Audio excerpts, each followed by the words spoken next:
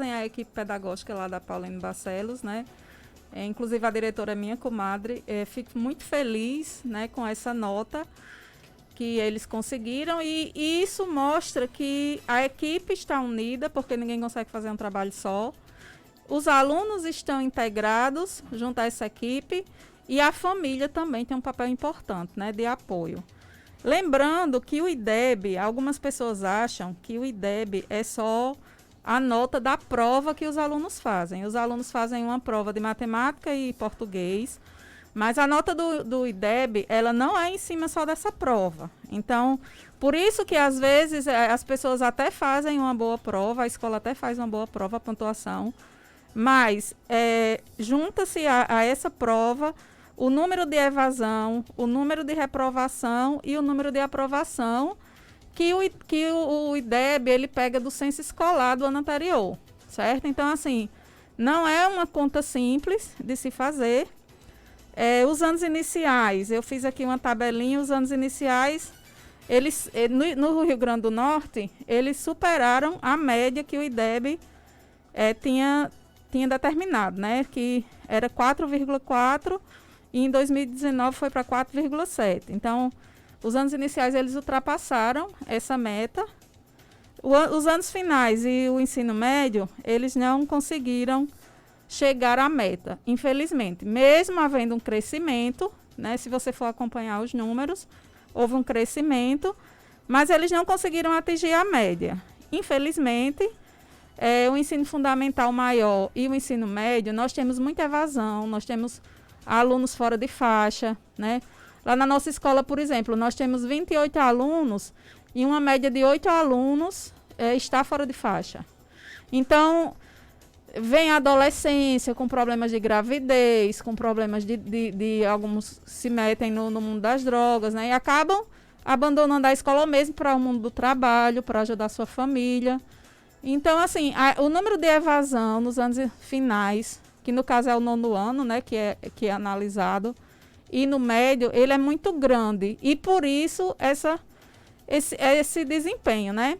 Eu escutei também uma live da ex-secretária de Educação, Cláudia Santa Rosa, do Rio Grande do Norte, e ela disse que as escolas profissionais, que são de ensino médio profissionais no Rio Grande do Norte, tiveram uma média boa no IDEB, porém não conta, só conta o ensino médio normal.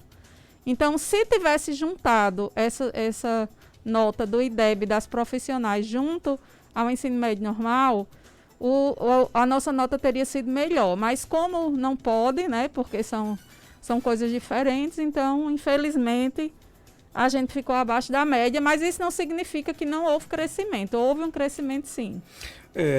Professor Joalisson, seja bem-vindo aqui ao nosso Panorama 95. Isso aumenta mais ainda a responsabilidade, porque, por exemplo, esse ano é um ano totalmente atípico, né? A gente está aí vivendo um ano de pandemia, um ensino remoto, os alunos longe, entre aspas, da escola física. A gente sabe que o IDEB ele acontece aí em anos ímpares, não é isso? Então, 2020 talvez não vai ser testado, mas pode influenciar em 2021. Qual a sua expectativa? Bom dia.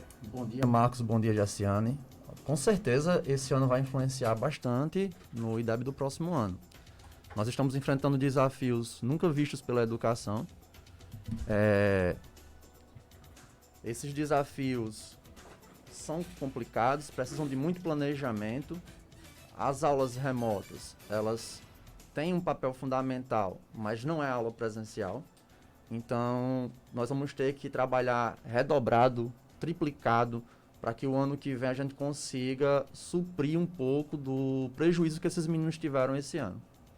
E quando a gente fala, por exemplo, na reinvenção da escola nesse tempo de pandemia, como é que a escola deve se reinventar? Olha, eu acho que a escola ela se reinventa sempre. Nós sempre nos procuramos nos reinventar, mas esse ano foi fantástico. Nós temos grandes desafios. Eu falei ontem em um projeto nosso que a criança e o adolescente ela tem 2 direitos importantíssimos, que é o direito à vida e o direito à educação. E o direito à vida está prejudicado. A gente sabe que eles estão correndo riscos por causa da pandemia.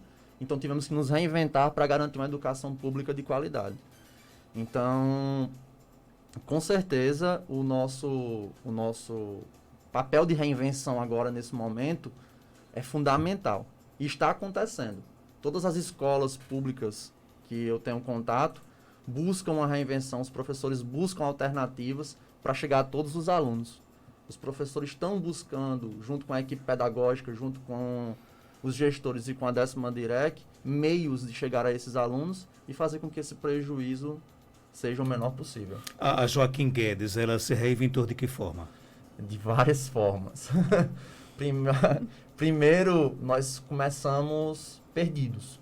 Aconteceu a pandemia por causa da questão de resgatar esse aluno, de proteger a vida desse aluno.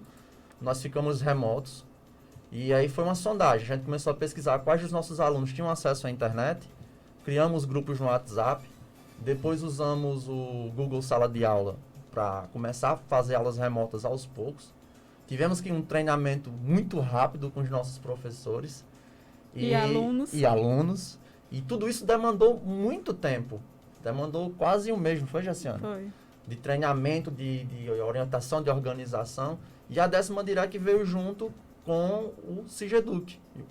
Então, veio o Cigeduc depois, a gente teve que reaprender. De novo. De novo. Os alunos tiveram que reaprender de novo.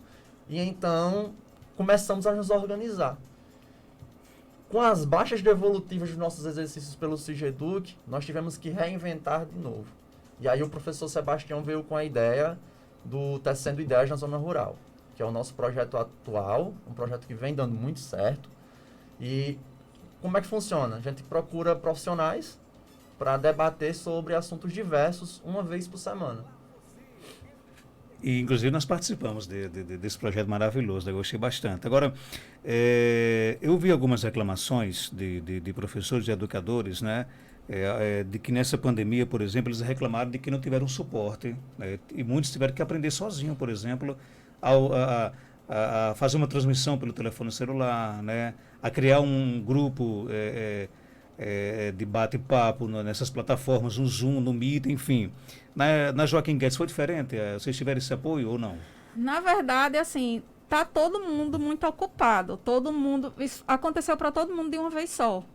Então, esse suporte, eu acredito que o pessoal da 10ª DIREC também estava aprendendo. Todo mundo teve que aprender só, de certa forma, né? Nós tivemos que aprender, quem tinha mais habilidade com internet foi ensinando ao outro. O Sebastião foi um nosso ponto, assim, o professor Sebastião, que ele ajudou bastante. Eu digo que ele é o meu titular de títulos, porque ele tem títulos maravilhosos para nossas lives. E essas lives, na verdade, elas iriam, do Tecendo Ideias, elas iriam ser 4 lives durante a semana, a última fim de semana de julho. Só que como estava na festa de Santana, a gente resolveu deixar para agosto e acabou a gente achando que ia ficar muito pesado para os alunos todos, ia ter que assistir uma aula. E aí a gente mudou para só uma vez na semana. E ele ia acabar depois da sua live. Só que foi dando tão certo, a gente foi vendo que estava dando certo, que a gente estava no caminho certo. E a gente pretende continuar até o fim da pandemia ou até depois, a gente não sabe, assim, não tem uma data para terminar. Mas foi uma construção, foi uma reinvenção que foi se construindo que deu certo, né? O Joalisson disse que o primeiro passo foi pesquisar, por exemplo, quem tinha acesso à internet, né? Foi um resultado positivo? Vocês conseguiram realmente comprovar de que o ensino remoto através da internet poderia dar certo ou foi um desafio também? Olha, quando a gente fez a pesquisa, a gente descobriu que todos os nossos alunos tinham acesso à internet. Que foi bom, então. Foi né? maravilhoso. Só que começaram a surgir dificuldades. Por exemplo, uma família tinha um celular em casa, para todos daquela família. Algumas crianças não tinham um celular tão bom para suportar o Cigeduc. Algumas crianças não tinham uma internet tão boa para conseguir enviar as atividades. Então, tudo isso se tornou um desafio, que a gente vai enfrentando dia a dia com planejamento. Então, uma criança que hoje não consegue enviar uma atividade porque a internet não funcionou, a gente orienta essa criança a arquivar essa atividade no caderno, tirar uma foto, encaminhar para o professor. Então, o professor ele tem que estar atento no Cigeduc, ele tem que estar atento no WhatsApp, ele tem que estar atento nos grupos. Então, a gente criou uma rotina de muita atenção para esses profissionais que demanda muito tempo. Então, a minha preocupação atualmente de Gessiane é esse excesso de preocupação que esses profissionais estão tendo. Porque imagina, uma criança manda um exercício para ele hoje de 6, 7 da noite, e ele tem que ver, porque se ele não ver, a criança vai ficar lá, professor, professor, professor. Então, assim, é muito difícil esse trabalho remoto para o profissional, como também para o estudante. Porque é tudo muito novo. E a criança não tem culpa de não estar tendo aula, e o professor também não pode ter tanto trabalho. Então, a gente fica muito preocupado com a situação atual. Além do Tecendo Ideias, né? Que, na verdade, como vocês mesmos explicaram, são lives, né, com profissionais para que o aluno possa conhecer um pouco daquela profissão, da história daquele profissional, enfim. Quais outras ideias vocês criaram nessa pandemia? Nós temos aulas por webconferência, né? Toda semana nós temos com aula de História e Geografia por webconferência.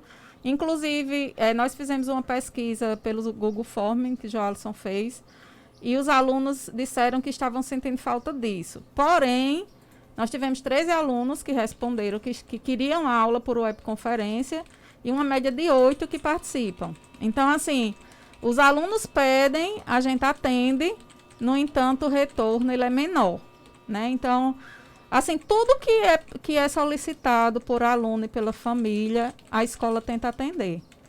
E na maioria das vezes consegue. Porém, o retorno ele é menor, né? Do que se você pegar 13 para 8, é uma diferença de 5, né? 5 pediram aulas por webconferência e não estão assistindo.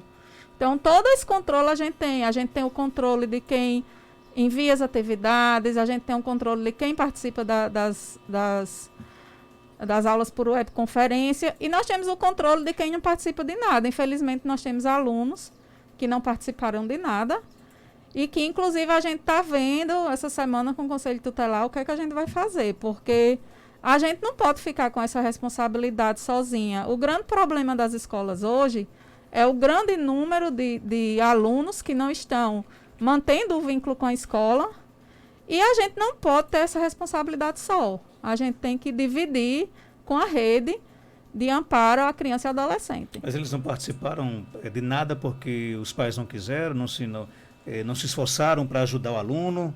Olha, é muito difícil a gente falar e culpar a família. A gente não tem... a gente não está vivendo na casa deles para saber o que está acontecendo. Mas eu tenho um depoimento de um aluno que ele não participa porque ele não quer. Ele não gostou da metodologia, ele prefere a aula presencial. Mas a gente tem que parar para pensar o seguinte: a aula, quando está presencial, todos os alunos participam? Todos os alunos frequentam? A gente sabe que não.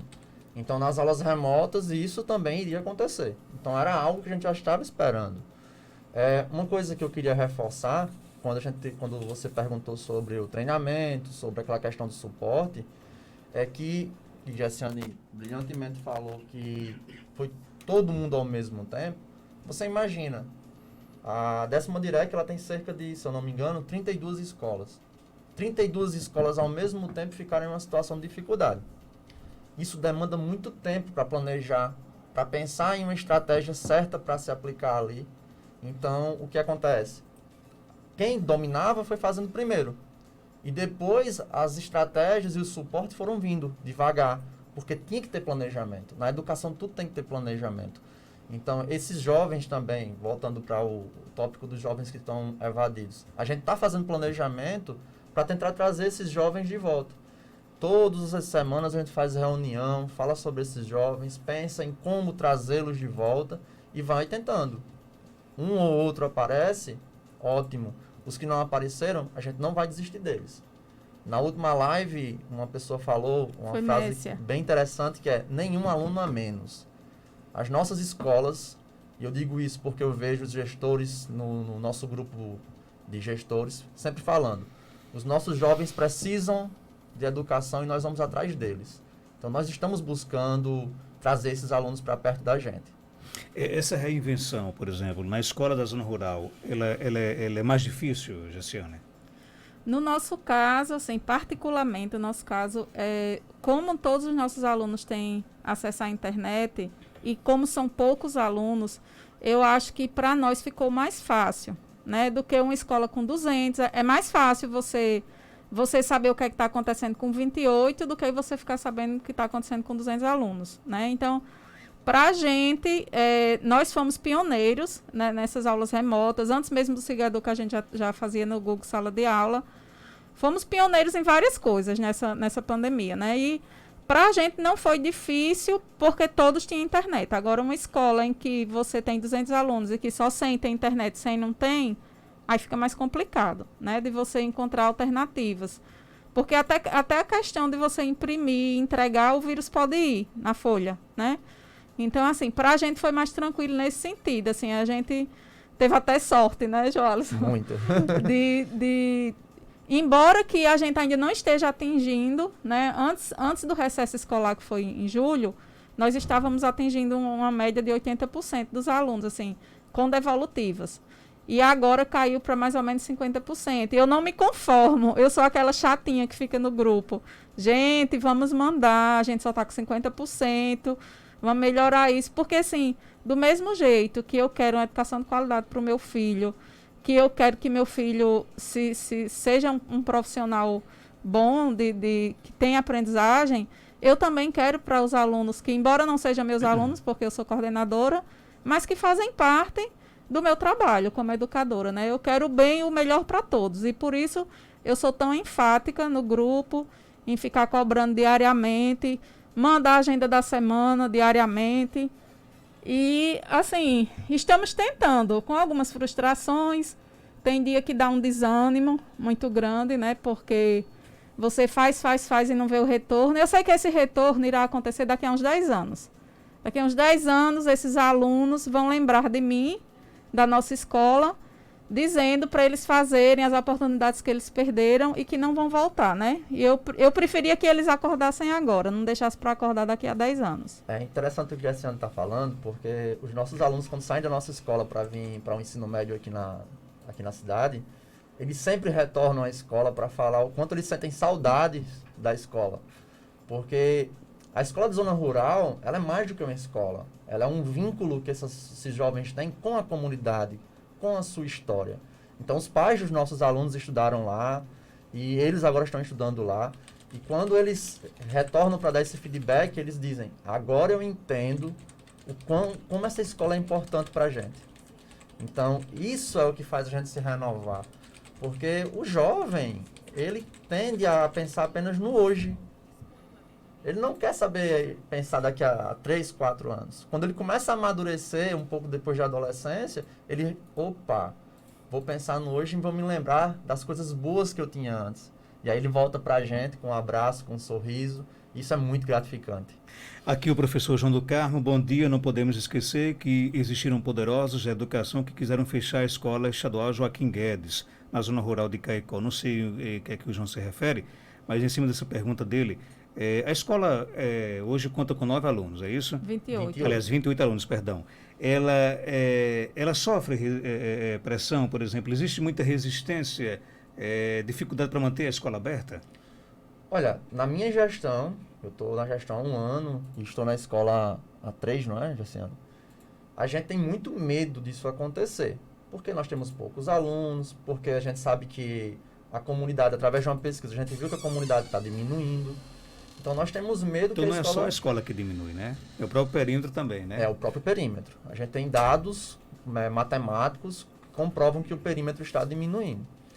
Então, a preocupação existe, mas eu venho conversando com Suenira, e Suenira sempre me diz: a escola de zona rural é uma prioridade da nossa gestão. É tanto que a gente esse ano recebeu uma reforma para a escola. Então, durante esse tempo de pandemia, que a escola estava fechada, houve uma reforma. Houve uma reforma. A escola está um brinco. E isso me deixa muito feliz. Dá segurança tanto para os profissionais que trabalham lá, que trabalham com muito amor.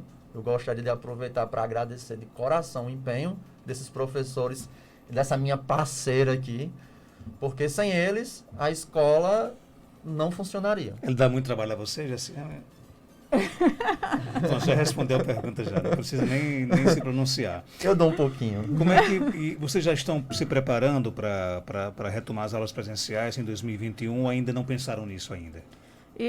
Houve uma reunião, há 15 dias, iniciou uma reunião para protocolo de retomada, que ainda está sendo nos repassado o documento. O documento ele ainda está como rascunho e acredito que daqui a uns 15 dias que esse documento vai estar como oficial.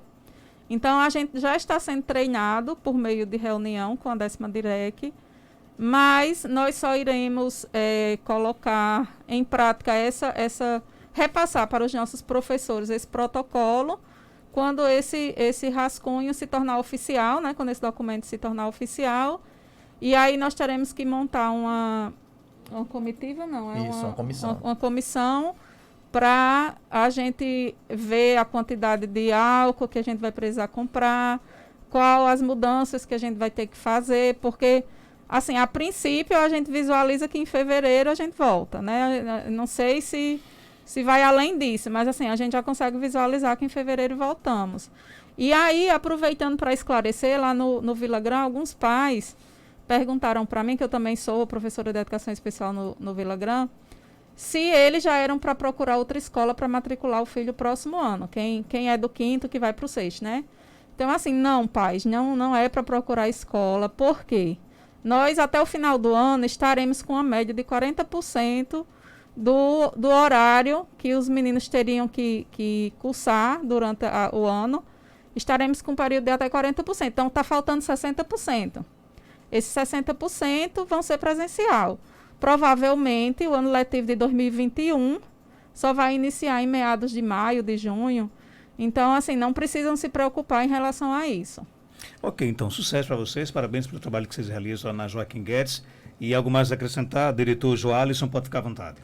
Eu só quero agradecer o apoio de toda a comunidade. O nosso projeto Tecendo Ideias na Zona Rural só acontece porque existem parceiros que acreditam na escola pública e que nos ajudam semanalmente a fazer as lives acontecerem. É uma vez por semana, né? Uma vez por semana. Tem um dia oficial? Toda terça-feira, às 7 da noite. No YouTube da escola, né? Isso. E agradecer à minha equipe, aos professores, a Gessiane, que é meu apoio pedagógico, a Joana, que é minha financeira, e agradecer ao apoio da 10ª DIREC, em nome de Suenira, porque o apoio existe, nós somos sempre ouvidos, e isso me deixa muito feliz. Obrigado, Gessiane. Daqui uns dias você vai assinar o contrato aqui com a rádio, com a empresa aqui, né? É quase uma funcionária aqui da rádio, é de casa, né? E você já prepara um cafezinho, não sei se ela preparou para essas duas importantes autoridades da educação aqui do Seridó. Algo mais a acrescentar, pode ficar à vontade, Gessiane. Quero agradecer, né, as pessoas que contribuíram com as nossas lives. Inclusive, ela também vende planta, viu, gente? Quem quiser comprar planta aí, é só procurar a Gessiane. Melhor qualidade. Também. Fica a sua propaganda aí. Quero agradecer as pessoas que nos ajudaram, você, Joelma, Cristiano, Roberto Diniz e os demais que já participaram, né, das nossas lives, que sem vocês também, como convidados, a gente não teria como dar continuidade ao projeto e que os alunos se empenhem mais, né? Esse é o nosso desejo. E um bom dia a todos. Obrigado, valeu, Joalisson. Conversamos com o Joalisson Rodrigo, ele que é diretor